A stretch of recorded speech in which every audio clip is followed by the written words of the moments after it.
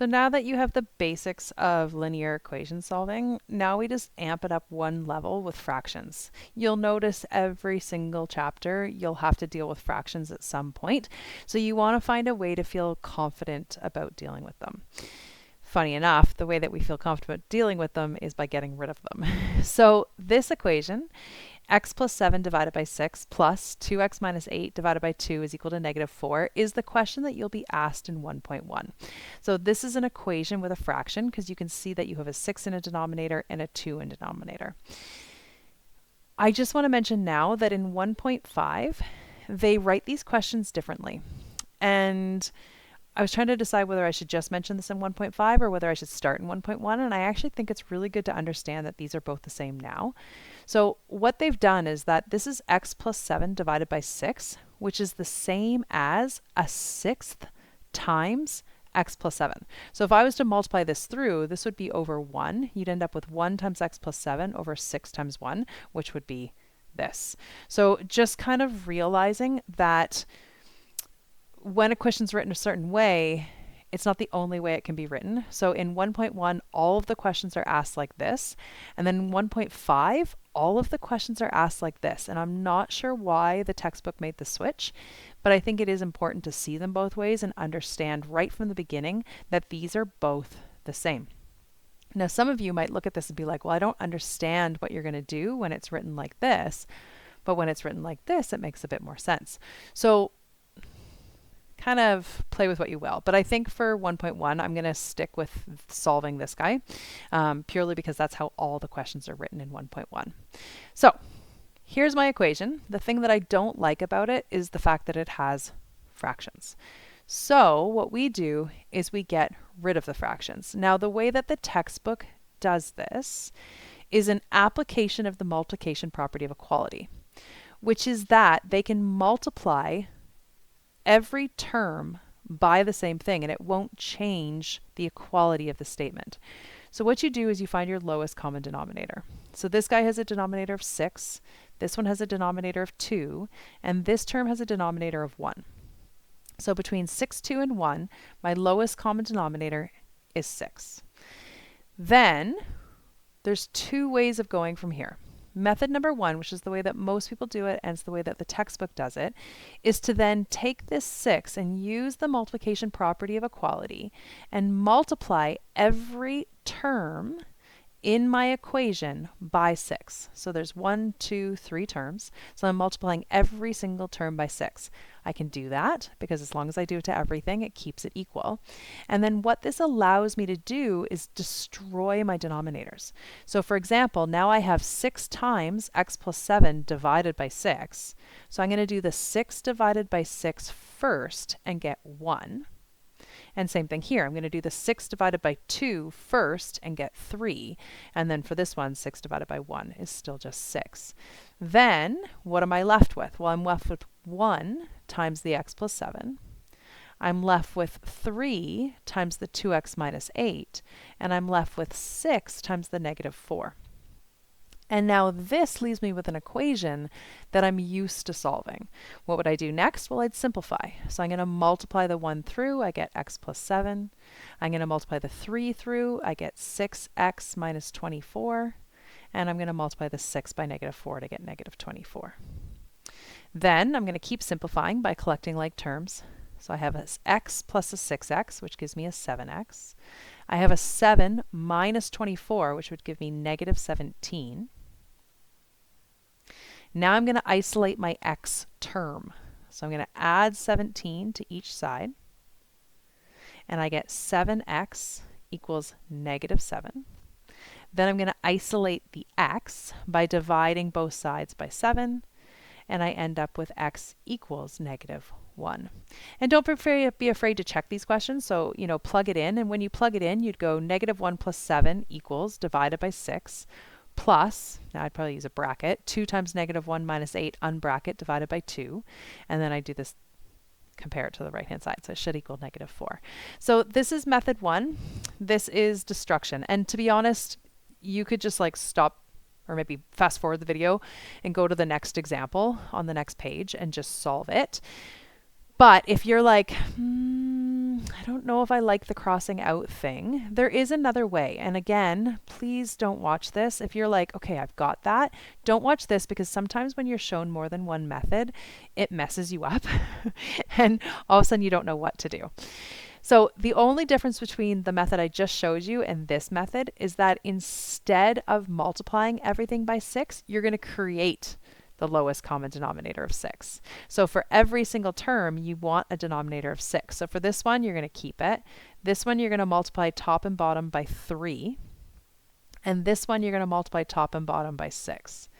And what'll end up happening is that you get to the same place. You'll have x plus 7 over 6 plus 3 times 2x minus 8 over 6 is equal to negative, or so I'll just put 6 times negative 4 all over 6. So we figured out what we'd multiply the numerator by to create this common denominator of 6. And now the tricky part is you then have to go, okay, now that's equal. So some people will multiply everything by 6 at this point, or some people know, hey, I can just get rid of it. That is the hardest part, is knowing that because it's already equal, you don't need it anymore. And you'd be left with x plus 7 plus 3 times 2x minus 8 is equal to 6 times negative 4. So I'm just throwing that out there. I won't stick with this method because I find the majority of students pick this one. But I do find there's a few students who are just like, I don't like the crossing out thing. It's just confusing. But I can see that I would multiply this one by 3. I can see that I would multiply this one by 6. And so that's when I would go towards this kind of what I call creation method. You're creating a common denominator. So we'll call this create. And we'll call this one destroy. I call it destroy because the whole point is to destroy the denominators, make them go away.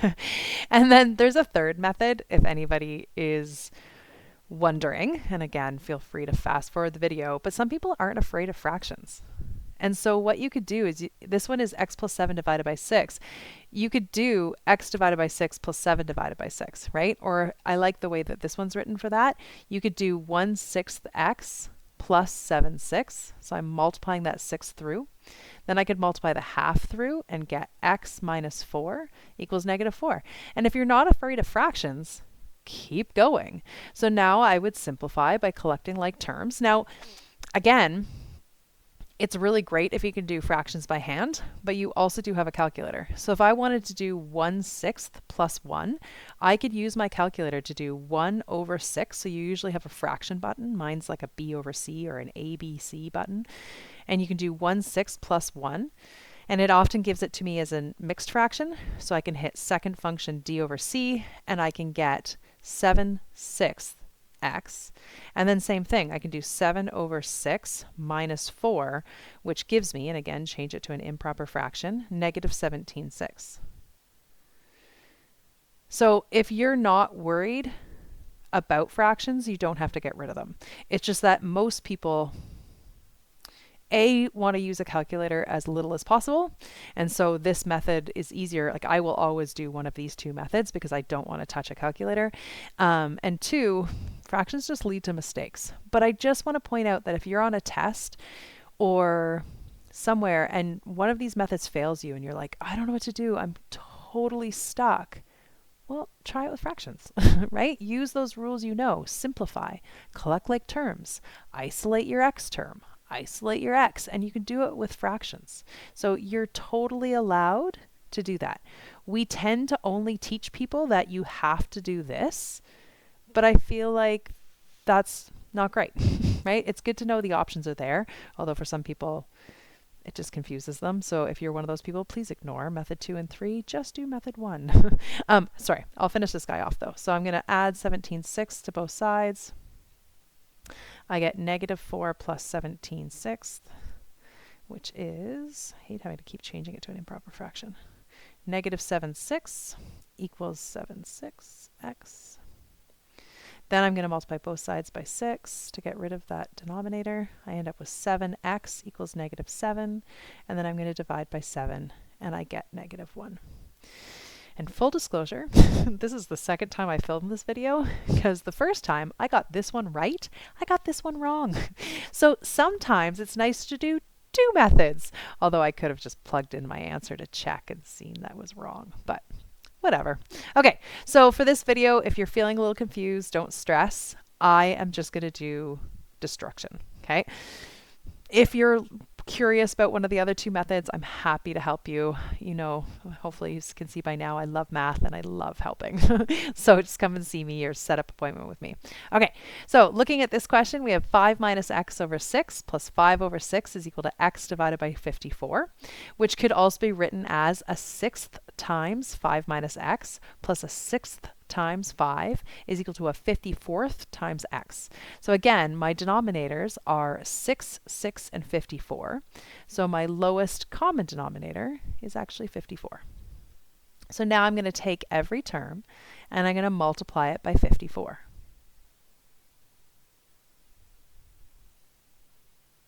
What that allows me to do is destroy my denominators. So 54 divided by 6 is 9.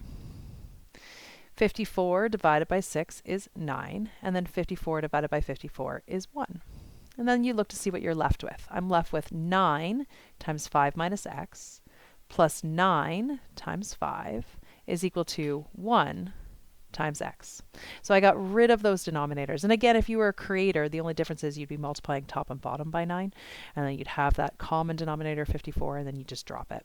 So now I'm going to distribute. I get 45 minus 9x plus 45 is equal to x. Then I'm going to isolate my x terms on one side. So I'm going to add 9x, add 9x. I end up with 90 is equal to 10x. And then I'm going to divide both sides by 10, and I end up with x is equal to 9. And again, it's a really good idea to plug in that 9 and check to make sure that you get left side equal to right side. So maybe this one I'll actually plug in. I won't do all the other methods. So we've got 5 minus 9 divided by 6 plus 5 divided by 6. Does that equal 9 divided by 54? So again, when I plug this in, just plug your numerator in brackets, or just do it in your head. So I can do bracket 5 minus 9, unbracket, divided by 6, plus 5 divided by 6, gives me 0.16 repeating.